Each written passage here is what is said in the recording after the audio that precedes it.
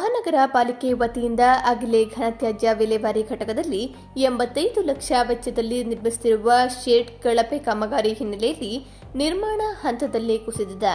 ಈ ಮೂಲಕ ಶೆಡ್ನ ಗಟ್ಟಿತನ, ಗುಣಮಟ್ಟ ಹೇಗಿದೆ ಎಂಬುದು ಬಟಾ ಬಯಲಾಗಿದೆ. ಆದರೂ ಯಾರೊಬ್ಬರೂ ತಲೆಕೆಡಿಸಿಕೊಂಡಿಲ್ಲ.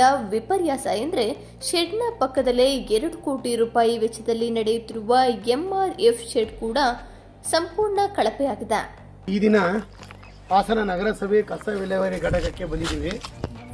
ಈ ಕಸ ವಿಲೇವಾರಿ ಘಟಕದಲ್ಲಿ ಒಂದು ಹೊಸ ಶೆಡ್ಡನ್ನು ಮಾಡಬೇಕು ಅಂತ ಹೇಳಿ ಫ್ಯಾಬ್ರಿಕೇಷನ್ ವರ್ಕ್ ಎಲ್ಲ ನಡೀತಾ ಇದೆ.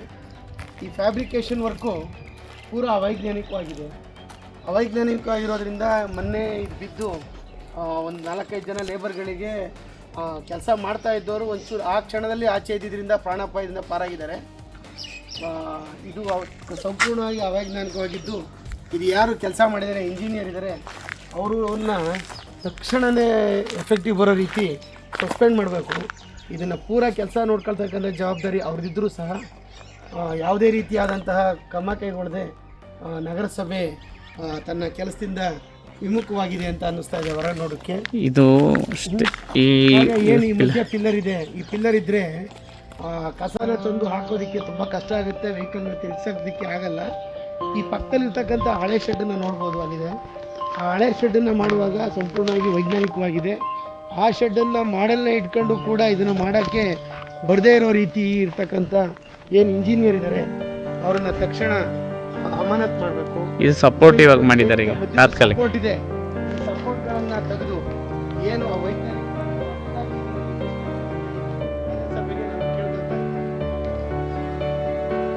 ಇನ್ಚಾರ್ಜ್ ಯಾರು?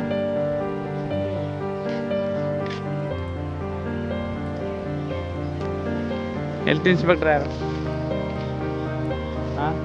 ಹಿಂದೆ ಇನ್ಚಾರ್ಜ್.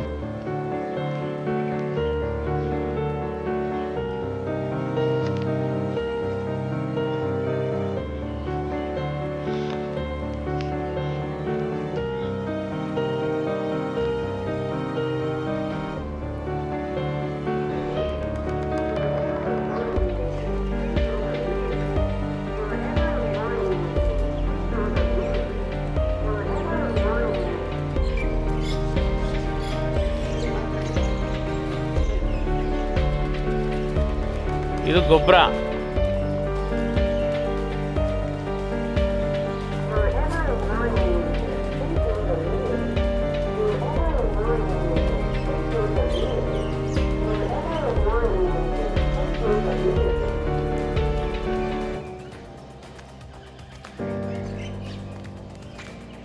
ಬನ್ನಿ ಕಡೆ.